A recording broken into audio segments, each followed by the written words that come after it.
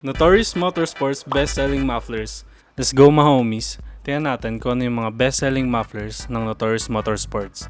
First on the list is HKS Free Flow Muffler. If gusto nyo maingay yung muffler, ni-recommend namin tong HKS Free Flow. Imported from Thailand, tapos stainless pa. Wow! So itong HKS Free Flow natin, naghahalaga ng 8,500 pesos lang. May install na yon. Saan ka pa? Next on the list is yung ating chambered muffler na burn tip. Meron tayong custom made FGK tsaka Gredi na chambered. As you can see, gawa naming Notorious na custom made na may HKS na black chrome tip. Yung mga chambered namin naghahalaga ng 10,000 pesos. May install na rin yon.